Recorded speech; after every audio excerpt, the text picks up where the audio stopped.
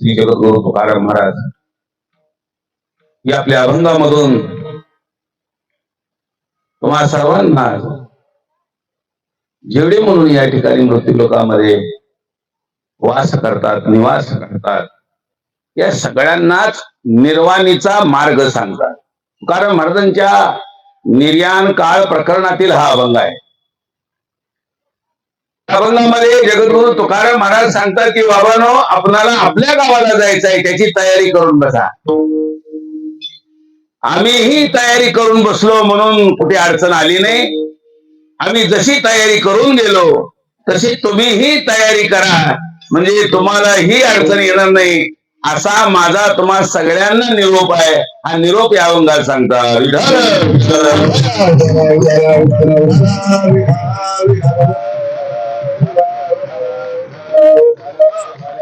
लक्षात घ्या, हा फार मोठा गहन विषय आहे महाराज. तास 2 तासाचा विषय नाही हा. आयुष्य किती जगला याला फार महत्व नाही. आयुष्य जगणार फार जगला म्हणजे फार चांगलं झालं असंही नाही मला. आणि फार कमी आयुष्य जगला म्हणजे त्याला काही सापडलं नाही असंही नाही. 22 वर्षाचे ज्ञानेश्वर महाराज झाले, लोक खांद्यावर घेऊन निघतात. आमची 122 वर्षाची माणसं आहेत, गाव तोंड बघत नाही. काय करायचं? मोठं वडाचं झाड असणं चांगलं का बारक चंदनाचं झाड असणं चांगलं? लोक कोणाकडे जातील? गावाच्या पार मेला लोंबकाळत बसते. मोठं आयुष्य काय कामाचं नाही, छोट जरी आहे बघा, आयुष्य किती मिळालं याला काहीच मर्यादा नाही किंवा मोल नाही, पण मिळालेल्या आयुष्याचं काय सोनं केलं हे महत्वाचं आहे.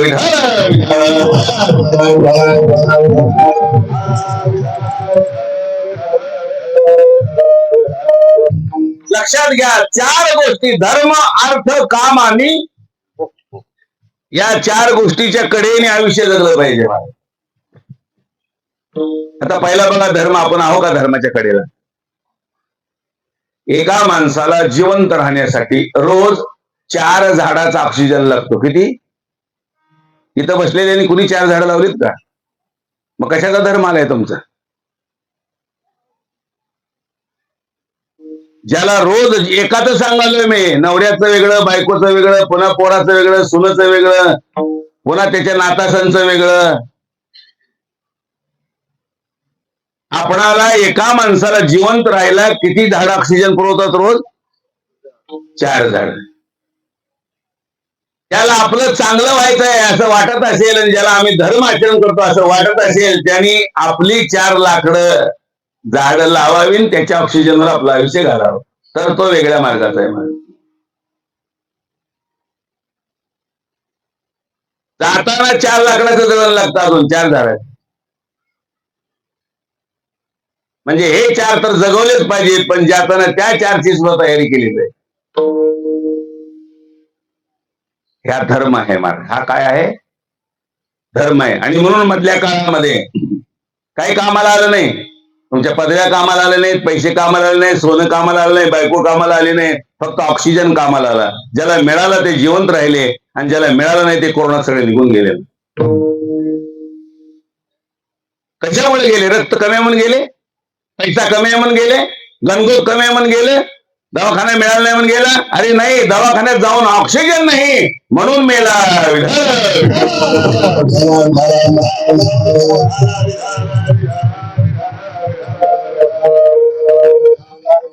2 महिन्यामध्ये 15 लाख रुपयाचा ऑक्सिजन पुरवठा झाला मला. एका पण घरला आला नाही. आम्हाला काय झालं? गप्पा आणायला मध्ये बाजारपेठेत जाऊन टंगडी हलवू गारवाचं लय सुटलाय मग. धर्माचं कार्यच कोणी करीत नाही मला. हे सगळे झाडं झुडपं जे उगवलेले आहेत ना, हे पक्ष्यांनी खाल्लेली फळं आहेत. त्या फळातून त्यांचे बिया खाली पडलेले आहेत आणि त्यांच्या जीवावर आपला ऑक्सिजन चालू आहे मला. जर या पक्ष्यानं बी टाकून द्यायचं सोडून दिलं तर तुम्हाला आम्हाला जगणं कठीण आहे. म्हणून पक्ष्याचे तरी उपकार माना. पक्षी अंगणी उतरती, पक्षी अंगणी उतरती,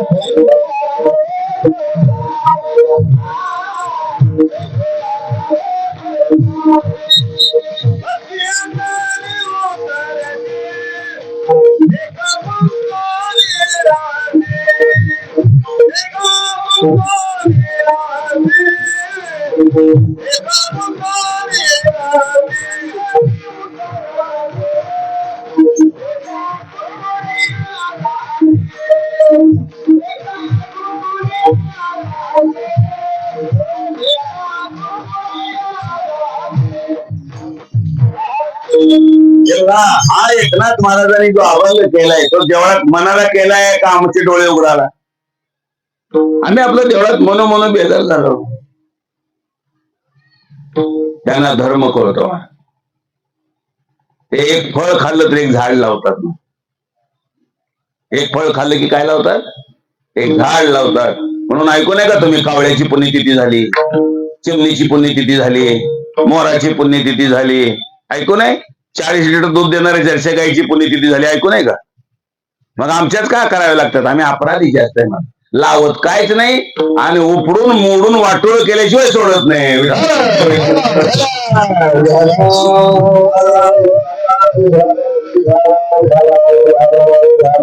आपल्या सगळ्याचे खरे सोयरे कोण असतील, खरे पाहुणे, तर हे वृक्ष आहेत महाराज. वृक्ष बल्ली रामा सोय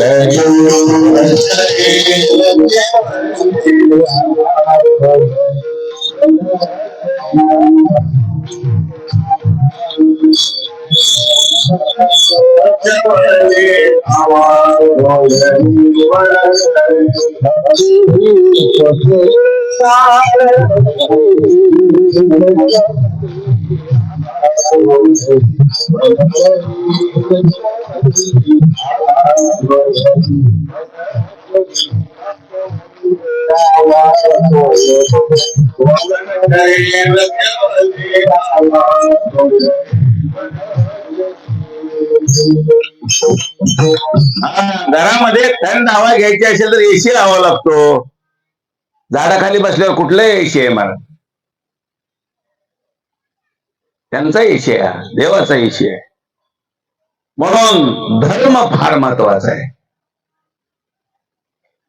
दया ते धर्मो धर्मो ते सुखागमो सुखी पुरुषोत्तमो आधी जैसा. एवढं जरी कळलं तर आपली पुण्यतिथी झाली.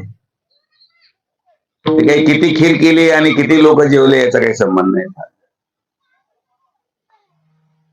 हे का मी सांगालो तुम्हाला? हे आता पुढे वाटा येणार आहे याच्यासाठी सांगालो महाराज. आयुष्यामध्ये वृक्षाचा ऑक्सिजन आम्हाला जिवंत ठेवतो. जर वृक्षाने विचार केला आम्ही काय यांना ऑक्सिजन द्यावा, हे कोण आहेत आमचे, यांचं खाल्लंय आम्ही काय, ते धर्म पाळतात मला. धर्म पराय नाही ते. येईल त्याला आपलं भांडवल देतात आणि जीवन सुखी करतात. म्हणून वृक्ष पवित्र सांगितलेले. आमची 8-8, 10-10 पुराण पाठ आहेत, पण वृक्ष एवढा छोटा सुद्धा गुण आमच्याकडे नाही. आणि जर गुण नाही आला तर काही उपयोग नाही महाराज परमार्थ करून सुद्धा. बाबाची ते खून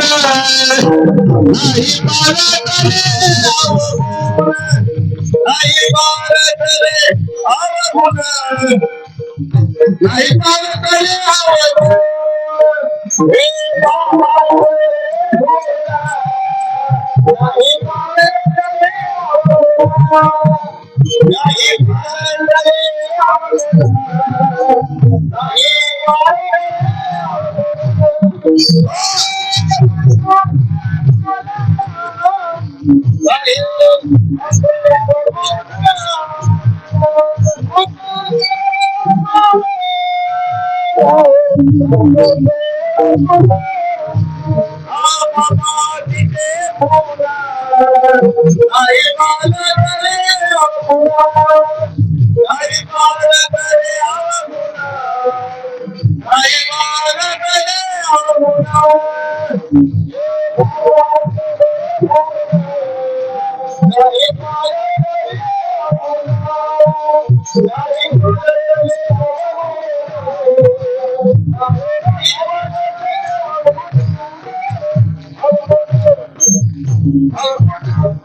जीवन जगलेलं आहे, पण त्याच्यातले अवगुण गेले नसतील तर ती पापाचीच खून आहे. पापाची ते खून नाही पालटले अवगुण. किती शिष्य केले, किती दिंड्या काढल्या, किती गबाळ, ते काही कामाचं नाही मला. ते तुझी तुला लक लाव. कल्याण, आत्मकल्याण, उद्धार, मोक्ष प्राप्ती ही गुणावर आहे. गुणावर गुणवंत असेल तर देवाचे पार्षद न्यायला येतात, आणि अवगुणी असेल तर यमाचे दूत न्यायला येतात. या दोन गोष्टी लक्षात ठेवा. आता पुढच्या टप्प्यात चालू आहे आपण, ते मागचं संपलं तर बाजार. गरुड पुराणाचा हा दुसरा टप्पा आहे. कारण आम्ही ज्याची संगती केलेली आहे तो आमच्या गावचा नाही, आणि आम्ही ज्या गावचे आहोत त्याला आमच्या संगतीवाल्याला तिथं येता येत नाही. या दोन गोष्टीची अडचण आहे. शरीरानं जीवाची संगती केलेली आहे. जीव या गावचा नाही, तो परलोकातला आहे. जीव कोणत्या लोकातला आहे? परलोकातला आहे. आणि शरीर इह लोकातला आहे.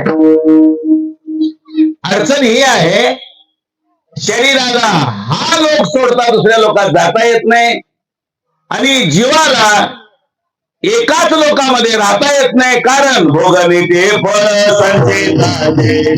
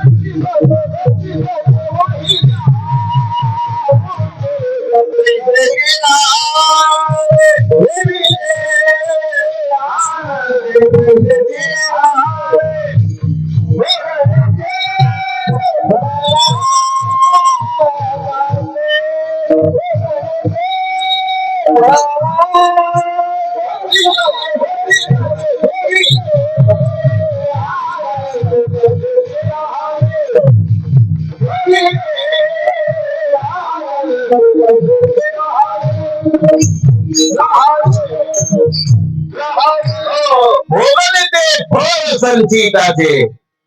कोण नवरा झालाय संचितामुळे, कोण बायको झाली आहे संचितामुळे, कोण भाऊमुळे, कोण भाऊजाई झाले संचितामुळे.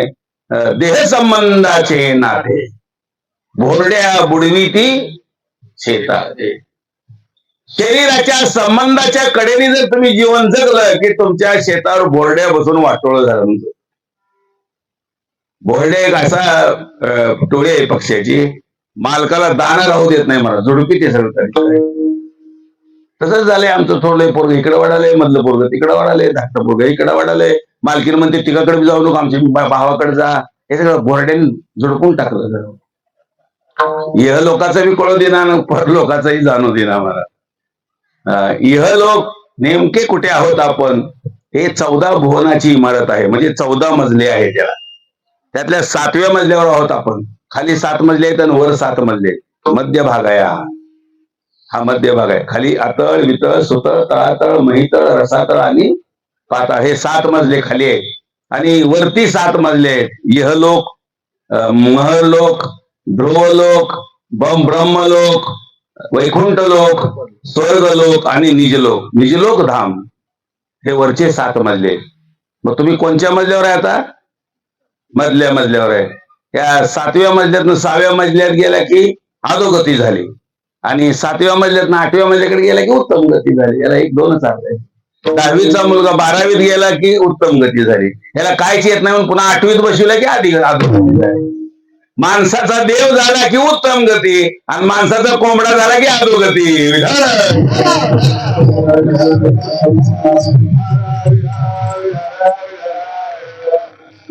आमची लोक हे सांगत नाही, दुसरं सांगत बसतात. आमचा जीव कार्तिक महिन्यात गेला म्हणून काय? कोणत्या मजल्यावर कुठे गेला हे माहिती पाहिजे का नको?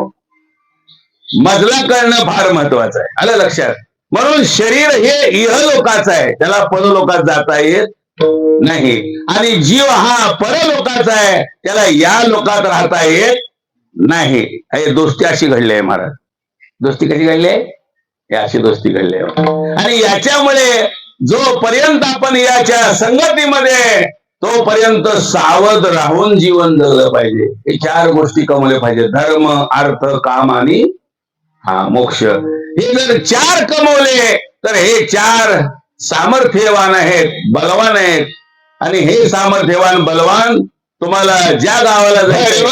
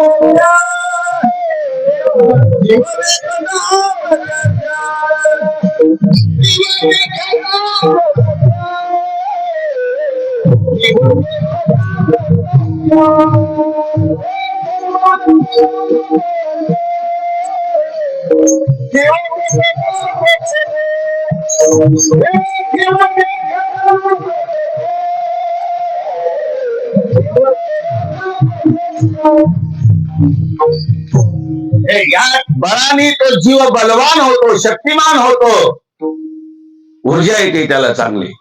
धर्म, अर्थ, काम आणि मोक्ष. धर्म म्हणजे कळाला तुम्हाला? अर्थ म्हणजे नीती. अर्थ म्हणजे काय? नीती. ती तर फार महत्वाची आहे. काम, त्याच्यावरच तुमचं भलं किंवा अभलं आहे महाराज. कोणामध्ये तुम्ही जर शुद्ध आचरण केलं असेल तर त्या शुद्धतेवर सुद्धा तुमचं कल्याण होतं. कशामुळे? शुद्ध बीजा पोटी, शुद्ध बीजा पोटी,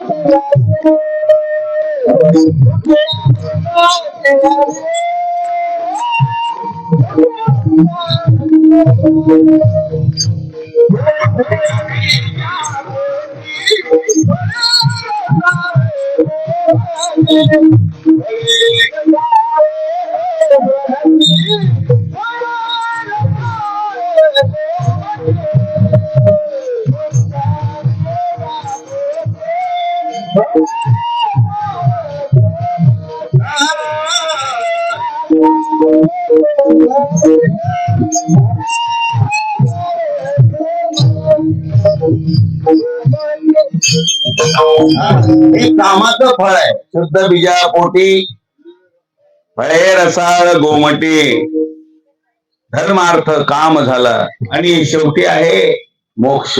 मोक्ष तर तो अधिकारच आहे महाराज. या 4 गोष्टी कमवल्यामुळे आम्हाला आमच्या गावाला जायला काहीच अडचण झाली नाही, हा माझा निरोप आहे. आणि हाच निरोप मी तुम्हाला सांगतोय, तुम्हीही 4 गोष्टी कमवा आणि आपल्या गावाला येण्याची तयारी करा. अभंगाच्या पहिल्याच्या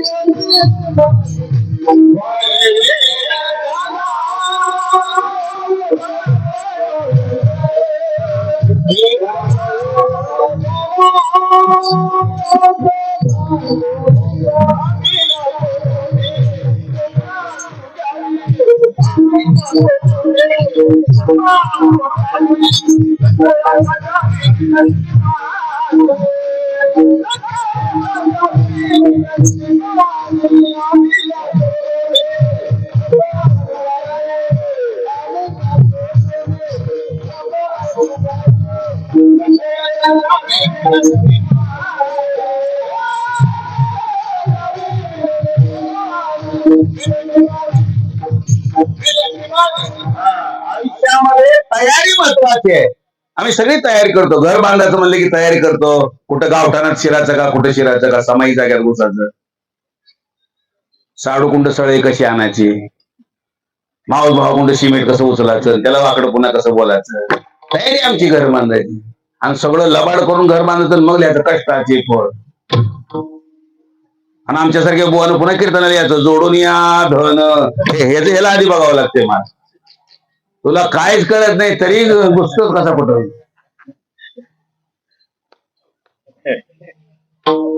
जरा वास्तुशांतीचं कधी कीर्तन ठेवावं, त्याच्यावर खुलासा करतो चांगला. आपलं काही नाही येतं महाराज, हे सगळं वराह भगवंताच आहे. कोणाचं आहे? पृथ्वीचा मालक वराह भगवान आहे. त्यांनी दाढीवर उचलून आपल्या हातात दिलेले लोककल्याणासाठी. त्याच्यावर चालू आहे आमचं अंडरग्राऊंड, पाण्याचा हौद इकडं. मी तर म्हणतो घरात काही ठेवायचं नाही. 5 गाडगी, 1 सूप, 1 चिंदी डोक्याला बांधायची पांढरी, रोज उशाला ठेवायची महाराज. हेच आपले माऊसभाऊ आहेत खरे. कामाला येणारे हेच आहे तिथं स्मशानभूमी. दुसरं कोण कामाला येते? चिंदी डोक्याला धरून बसते, लुटके सांगतात आम्ही मोकळे झालो, पण तुझ्या नादी लागून वाटोळ करून घे. हे घरात आणि एक गाडगं उशाला ठेवायचं, हेच आपला खरा साक्षीदार आहे. घटाकाश नाही झाला तर ते साक्षी होते महाराज. होडीला चरणी,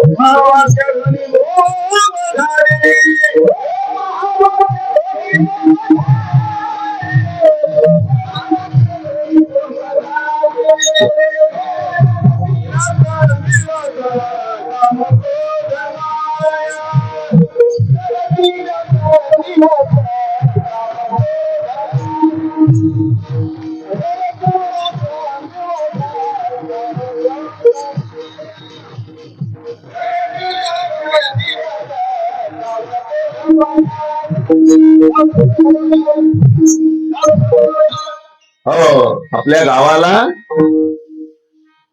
ती साक्ष झाल्याशिवाय जाता येत नाही.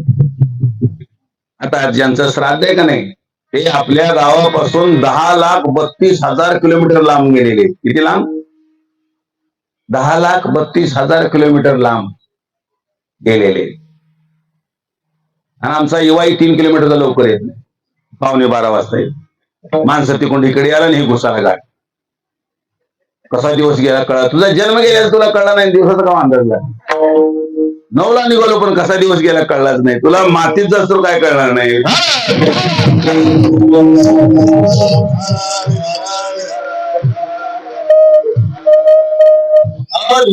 हे बघा विचार करण्यासारखा भाग आहे. 16 गावं लागतात आणि 12 मुक्काम होतात. किती गावं लागतात? 16 गावं. पण मुक्काम किती घ्यायचे? 12. प्रत्येक गावच्या वडाच्या झाडावर आपला मुक्काम असतो. 3,500 किलोमीटर रोज चालायचं आहे. 1,25,00,000 किलोमीटर एका महिन्यात चालावं लागतो. आणि ते कशाच्या बळावर चालतो? पिंडाच्या बळावर. 96 श्राद्ध आहेत. किती?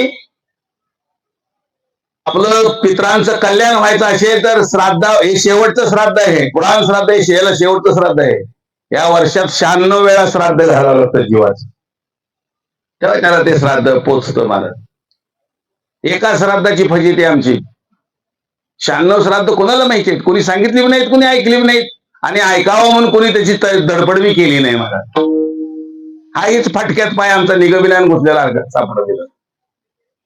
96 श्राद्ध आहेत गरुड पुराणामध्ये, आणि ती जीवाला करणं अगत्य आहे. ते केल्याशिवाय पितरांचं कल्याण नाही. कारण पिंडाशिवाय पितरांची मुक्ती नाही. हा भाग आहे महाराज. ते तुम्ही बंगले बांधा, नाही त्या पाईपलाईन करा, नाहीतर 6 JCB घ्या, 12 पेट्रोल पंप टाका, पितोर त्या पेट्रोल पंपात घुसत नाही. आमचा पिंड कुठं आहे? आमचं भांडवल कुठं आहे? आम्हाला ज्याच्याने पुढे जाता येतं ती आमची असणारी हक्काची गोष्ट आहे.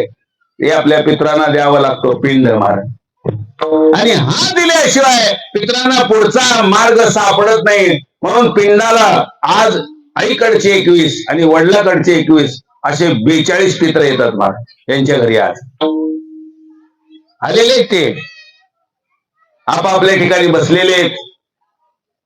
त्यांच्यावर पितृदेवांची करडी नजर येते. त्याला आपण म्हणतो